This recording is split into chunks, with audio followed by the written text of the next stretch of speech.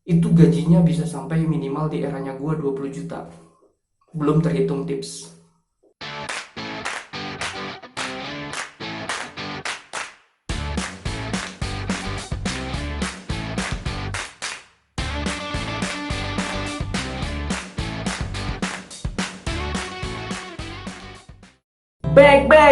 Back again. Hola teman-teman Slim semuanya. Kembali lagi di Seven Production.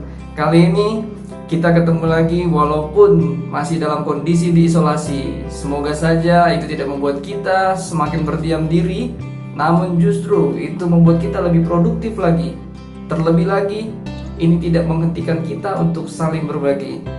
Baik teman-teman, saat ini adapun topik yang ingin gue angkat itu lebih kepada seputar pengalaman gue lagi bekerja di kapal pesiar.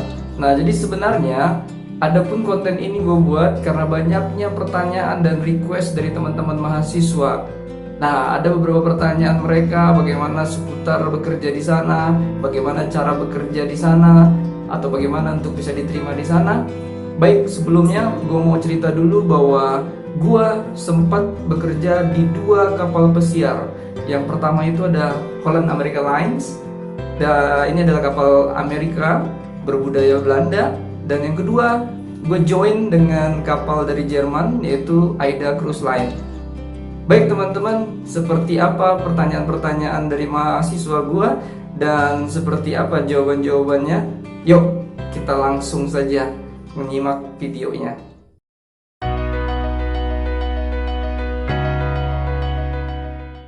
Baik teman-teman, pertanyaan infonya gue dapat dari mana? Nah, jadi gue dapat info adanya penerimaan lowongan kerja di kapal pesiar pertama gue, Holland American Lines, itu langsung dari kampus gue, yaitu Sekolah Tinggi Pariwisata Bandung atau sekarang tuh biasa disebut dengan STPNHI. Nah, jadi pada saat kita sebelum tamat D3, kampus itu menyelenggarakan semacam expo, ya biasanya tahunan sih ada job fair.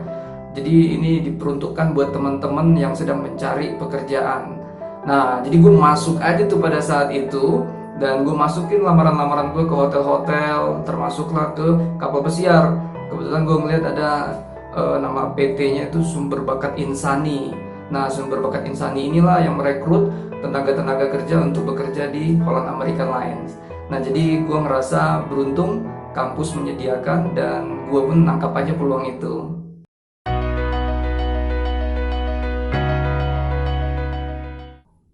Ya, kalau bicara perasaan pastinya lah gue bahagia banget, senang banget.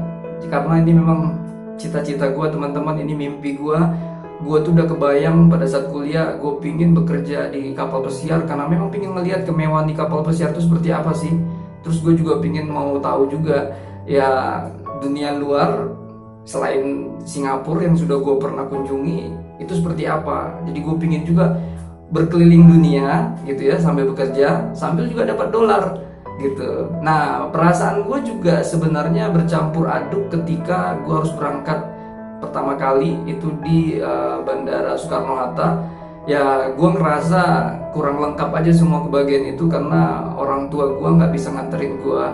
Nah, jadi mereka ini kan domisilinya di Tanjung Pinang. Nah, namun apapun itu, gue tetap bersyukur. Jadi gue ngerasa bahwa oke, inilah kita yang memang merantau, kita memang harus mandiri, terlebih lagi kita harus menyerahkan diri sebenarnya kepada Tuhan saja. Jadi orang tua cukup mengantar dengan doa, seperti itu.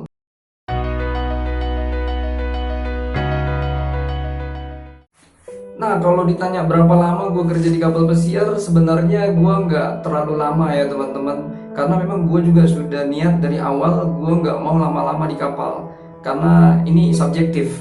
Gue ngerasa bahwa kehidupan itu ya di darat, seperti itu. Nah, jadi memang gue hanya pingin pengalaman di sana, sambil gue ya mencari ilmu, mencari semua yang gue butuhkan untuk nanti bisa berkarir lebih lama lagi di darat. Nah, jadi gua itu berada di dua kapal pesiar dan gue ngabisin satu kapal pesiarnya dengan satu kontrak. Pada saat eranya gua itu satu kontrak 1 tahun, beda dengan sekarang. Sekarang itu ISO sudah melarang untuk 1 tahun karena psikologi seorang biasanya terganggu katanya. Nah, jadi sekarang ini yang gue dengar dari teman-teman pelaut mereka itu hanya sampai 6 bulan saja. Nah, gua itu pertama kali di pertengahan tahun 2005 berangkatnya. Kapal pertama sudah pasti Holland American Lines. Setelah itu gue selesai dan gue langsung pindah ke kapal Jerman yaitu AIDA Cruise Line. Lebih tepatnya Diva, kapal Diva. Kalau di Holland American Line, nama kapal gue itu adalah Noordam, MS Noordam, Motorschiff Noordam. Nah, jadi gue tahun 2007 udah selesai. Gue nggak ada lagi di kapal pesiar. Nah, terus usia berapa? Kalau usia, gue tergolong yang paling muda dulu pada saat berangkat di Holland American Line. Usia gue itu pada saat itu masih di 20 tahun. Ya, ada sih satu orang teman gue juga yang usia 20 tahun. Nah, jadi kita yang paling muda. Ya, kalau dibilang paling muda pada saat itu gue. Ya, pengalaman. Tapi ya, gimana? Luar biasa. Lu masih muda, lu dapat dolar, lu keliling dunia. Yang mungkin belum tentu orang-orang kaya di bagian mana dunia, di belahan dunia lainnya itu bisa seperti lo gitu loh. Jadi bersyukur banget. Thanks God.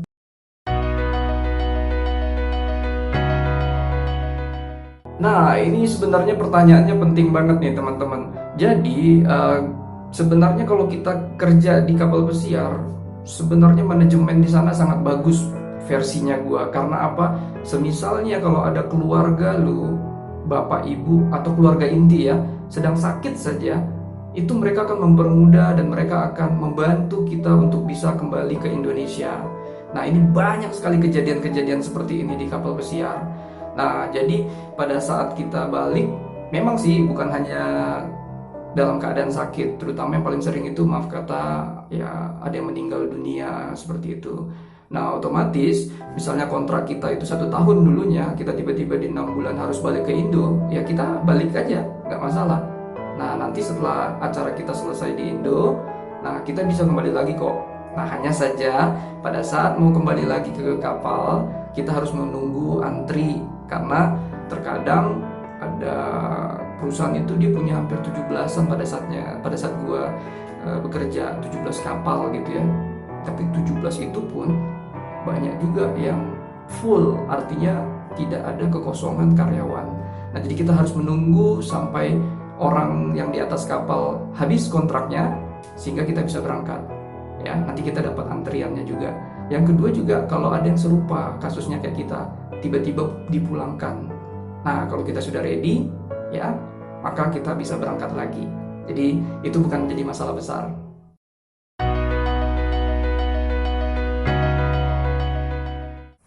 Ya teman-teman, memang image seorang pelaut itu banyak duitnya, memang nggak bisa dipungkiri gitu loh. Gue juga ngerasa dulu seperti itu ya.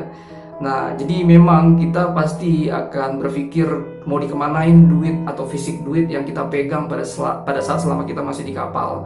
Nah, jadi teman-teman, salah satu yang gue paling suka kerja di kapal adalah memang fasilitasnya sangat bagus. Artinya memang mulai dari kamar kita, lemari kita, bed atau tempat tidur kita, itu mereka fasilitasi dengan yang terbaik. Nah, jadi sama seperti tempat penyimpanan, kita pun ada. Ya, kita punya lemari yang hanya bisa kita saja yang buka, walaupun kita satu cabin itu atau satu kamar itu berisi 2 orang. Nah, biasanya kita sesama orang Indonesia atau satu negara ditempatkan di satu kamar yang sama. Nah, jadi sebenarnya dengan kita menaruh di lemari kita itu pun sudah aman.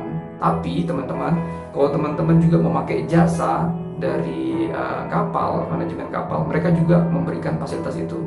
Jadi mereka punya semacam safe deposit box. Kalau misalnya teman-teman punya emas, teman-teman punya uang cash atau apapun yang dianggap mewah, mahal atau berharga, jadi itu bisa disimpan di sana. Biayanya ada biayanya ya 10-20 dolar eranya gua nggak tahu sekarang. Ya, jadi mereka memfasilitasi kita untuk menyimpan barang-barang yang kita anggap berharga. So, don't worry about that.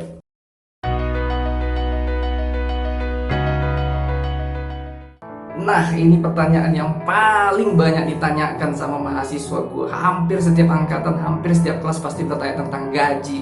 Nah, jadi teman-teman, gue mau kasih tahu dulu bahwa setiap kali kita masuk kapal pesiar, kita bekerja di sana, kita pasti akan mulai dari bagian paling bawah. Ya, jarang sekali kita langsung dapat posisi atas.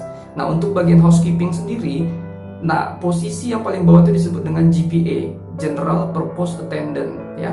Jadi kita semacam, maaf kata bahasanya tuh kalau di mall atau di kantor, CS, cleaning service. Jadi kita membersihkan area-area umum yang mana biasanya area itu dipakai oleh tamu. Nah, gajinya untuk General Purpose Attendant Housekeeping sendiri pada saat eranya gua itu di tahun 2005 itu sebesar kurang lebih 6 juta lah.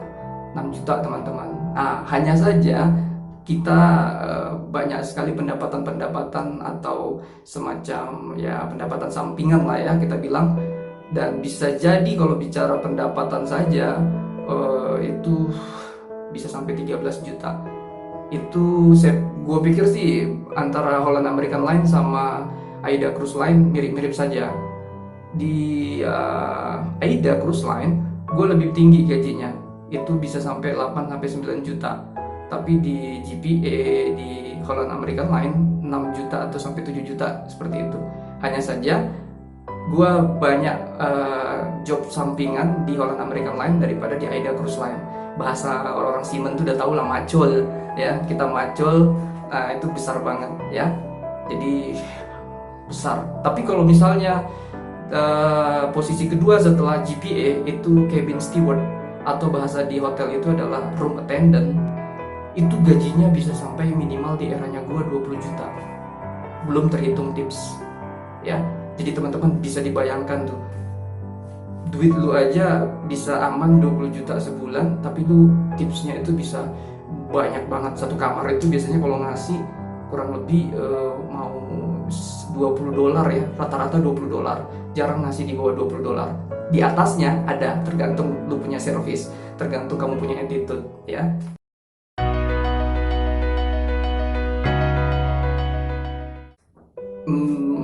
Oke, gue untuk menjawab pertanyaan ini, gue punya 2 case.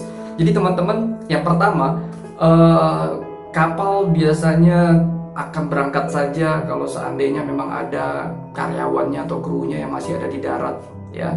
Jadi memang kita punya kesempatan untuk bisa jalan-jalan ke sebuah negara kalau memang lagi merapat, asalkan kita sedang dalam tidak tugas seperti itu ya. Nah, jadi kalau pengalaman gue itu justru banyak. Yang pertama, case-nya nggak banyak lah, beberapa sering kejadian aja. Orang Indonesia yang memang sudah bosan tinggal di kapal, tapi memang ingin hidup di luar negeri ya. Jadi mereka sengaja memang mulai dari kapal sudah mempersiapkan apa saja yang mereka bawa ya. Mereka bawa semacam apa saja yang dibutuhkan, tapi itu nanti dia pada saat di pelabuhan di tempat, biasanya di New York paling banyak eranya gua. Di New York justru dia tak kembali lagi ke kapal sampai kapal itu memanggil atau mengumumkan namanya.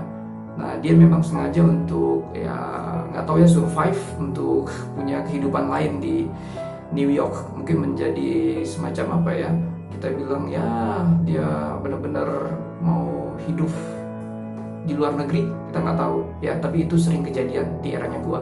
Nah, yang kedua itu gua sendiri yang ngalamin. Jadi kasusnya adalah gua waktu itu mau join, artinya baru mau berangkat sama kapalnya. Jadi gua belum bekerja di kapal, yaitu di kapal AIDA Cruise Line Diva. Gua waktu itu dari Dubai, pesawat gua harus ke Inggris, dari Inggris harus ke Portugal. Di Portugal itulah gue join dengan kapal pesiar AIDA ini. Hanya sayangnya di Dubai mesin pesawat gua waktu itu Emirates, dia mengalami gangguan, jadi 5 jam perbaikan. Nah, otomatis gue pun berangkat sampai di London itu sudah pasti terlambat. Dan gue berangkat dari London itu akhirnya keesokan harinya karena tidak ada penerbangan untuk ke Portugal. Jadi sampai di Portugal ya memang kapalnya udah berangkat. Jadi gue 1 minggu di hotel Portugal di Funchal, tuh kota kelahiran Cristiano Ronaldo. Nah, jadi gue di situ benar-benar ngabisin waktu 1 minggu sampai kapalnya datang lagi di minggu depannya. Gue benar-benar jadi turis tuh, jadi bule di Portugal gitu loh. Nah, jadi untuk pertanyaan ini gue bisa katakan bahwa kapal ada toleransi, tetapi benar-benar harus mengambil keputusan berangkat dan meninggalkan krunya yang memang tidak kembali lagi ke kapal. Kalaupun ada yang mau berangkat lagi seperti gua case-nya, dia akan kembali dengan menunggu 1 minggu ke depan.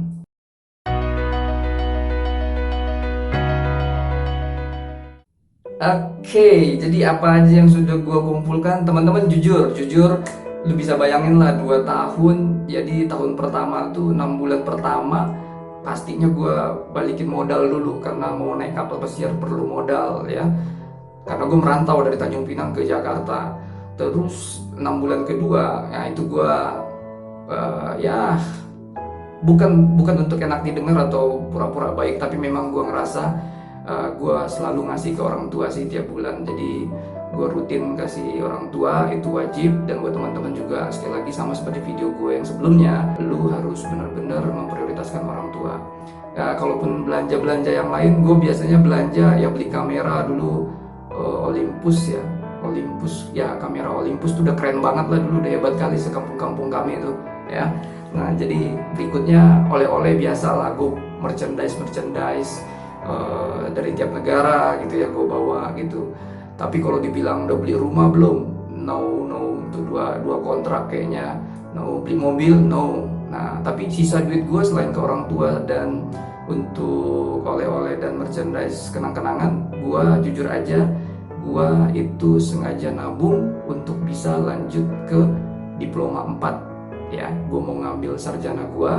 Terus yang kedua juga, dananya itu gue pakai sisanya gue mau belajar entrepreneur. Karena di kapal gue berpikir, sampai kapan gue kuliah tinggi-tinggi hanya fisik dan tenaga gue saja yang istilahnya dipakai oleh perusahaan. Gue pingin otak gue juga memberikan ide, memberikan masukan ya kepada perusahaan tempat gue bekerja, atau pilihannya gue join sama entrepreneur, komunitas entrepreneur. Di sana gue mau berwirausaha. Nah, jadi sisa duit gue lebih banyak kepada investasi pendidikan sebenarnya. Pendidikan pertama yaitu adalah lanjut S1 atau D4. Yang kedua adalah gue join di Young Entrepreneur Academy, YEA, Akademi Pengusaha Muda. Itu mentornya ada Pak Jaya Setiabudi. Nah, dan gue juga bertemu dan belajar banyak dengan Pak Sandiaga Uno, seperti itu ya. Jadi di sana gue ketemu banyak pengusaha-pengusaha yang membentuk mindset dan pola pikir gue sampai seperti sekarang ketemu dengan mahasiswa-mahasiswa gue.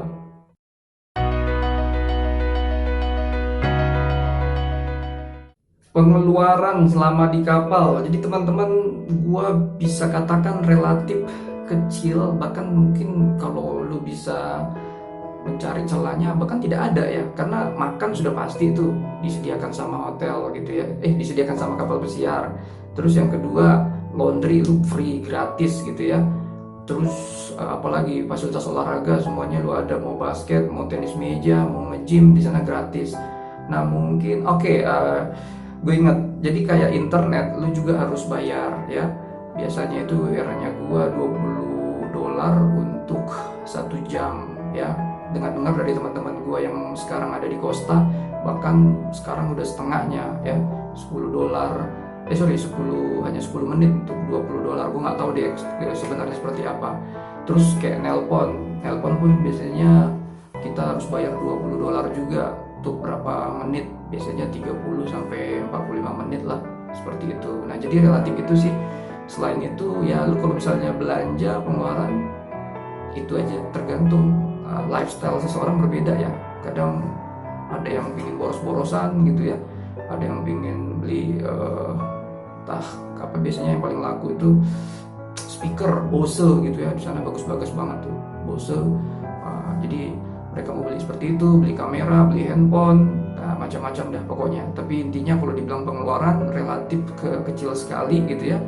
Dan biasanya justru enaknya di kapal pesiar ini adalah ya, duit gaji kita itu utuh, tidak kemana-mana.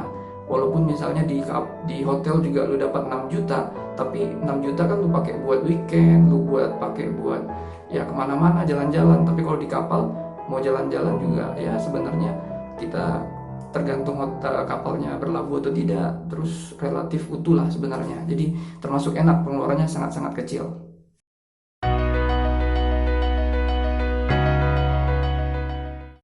Suka duka di kapal ya pasti ada lah ya teman-teman. Jadi kalau bicara suka, gua paling inget itu pada saat di Holland American Line. Jadi gua 6 bulan atau masuk bulan ke-7 puji Tuhan ya.